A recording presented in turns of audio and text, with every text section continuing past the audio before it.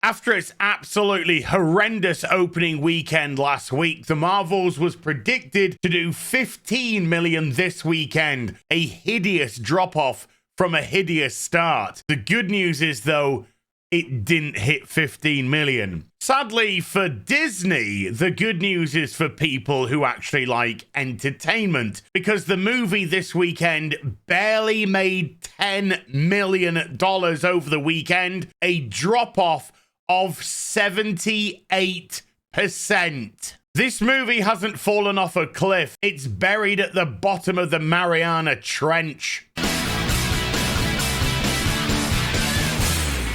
Hi everyone, it's Az here from HeelvsBabyface. The Marvels last week opened up to the worst opening of any MCU movie yet, and that includes The Incredible Hulk back in, 2009? It did a meager 46.1 million, an absolutely horrendous start. So you don't really think there's that much room to have an unbelievably bad drop-off going from week 1 to week 2. And yet, here we are, as it brought in just 10.2 million over the second weekend after it was predicted to do somewhere around 15 million. That is a 78% drop off from an already unbelievably bad opening weekend. And it doesn't look like this film domestically is even gonna reach $100 million. And as you can see, the actual week itself is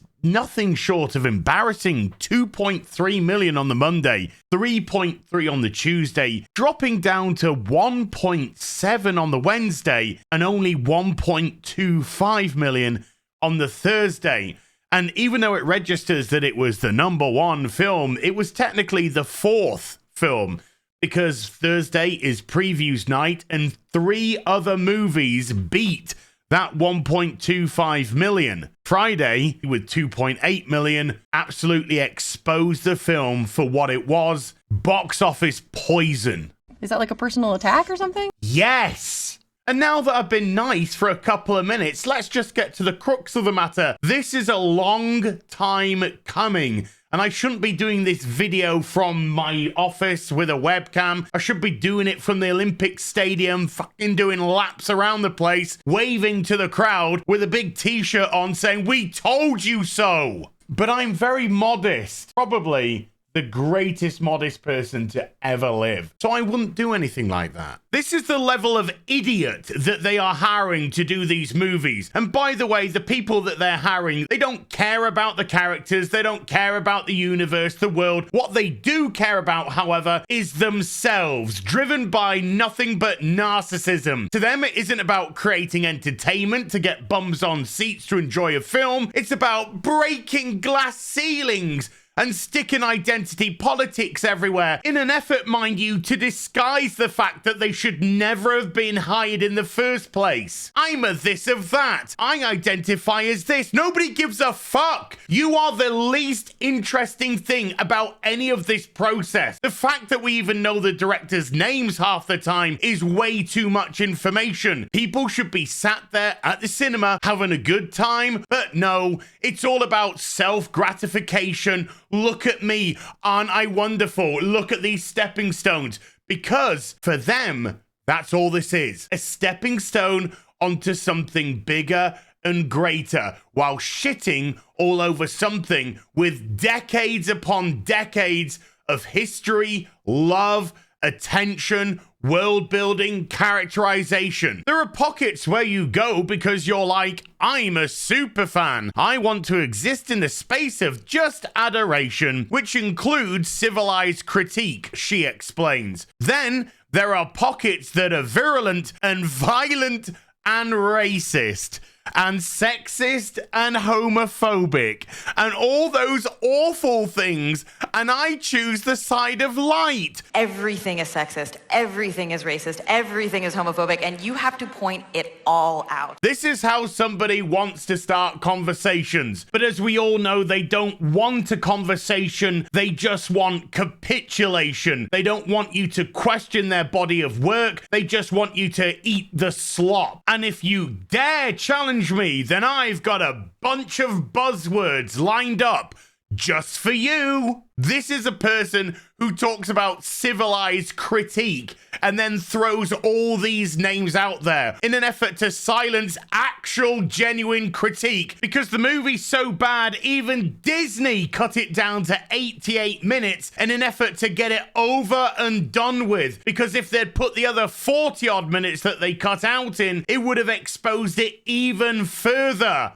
Consider this mercy. They knew they had an absolute turkey on their hand because the person that they hired was only done so because of optics. And Nia most likely knows this. She has this frustration, this anger that's built up inside of her because of it. However, she doesn't want to lash out at the hands that feeds her because she knows that in this age of intersectionality, another company will come along and hire her for some task, which again, she isn't up to. But that doesn't matter to her because it's all self-serving. The only thing I will give you any credit for is that you were dealing with characters that nobody cared about as well. Captain Marvel has been rebooted so many times now in comics. Same with Kamala Khan. But Kamala Khan only exists as a character in the comics and gets pushed because she's a payday for Sama Amanat. Whatever form of media she appears in, TV, film, video game, she gets a cut off due to a creator credit. Yes, folks, this might be shocking, but a lot of these decisions that are self-serving are down to money and nothing more. And the only reason why Kelly Sue DeConnick is sticking her neck in things again is because she was attached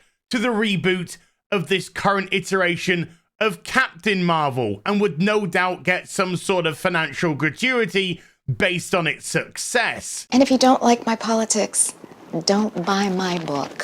Problem solved. I tend to be pretty optimistic, but in this one, I'm worried. I'm straight worried. Why? Because stores are closing at a phenomenal rate. Independent comic sales are down. That's weird because the Rippaverse recently released their Alpha Core, the third book in their series behind Isom 1 and Isom 2. And all three books have done in excess of $1 million, with a combined total of over $7 million between the three books, with still 2 months left to run on the Alpha Core campaign. It looks like it's not necessarily comics or independent comics that are having an issue, it's what's being put in the comics by people like you that is the fucking issue. Well, that sounds like a you problem to me because people are thoroughly rejecting the garbage which is being thrown out there. It's just taken the film side, the TV side of things a little while to catch up because in an attempt to haul in the normie marketplace, they've been given incredible amounts of benefit of the doubt, but that is now over and done.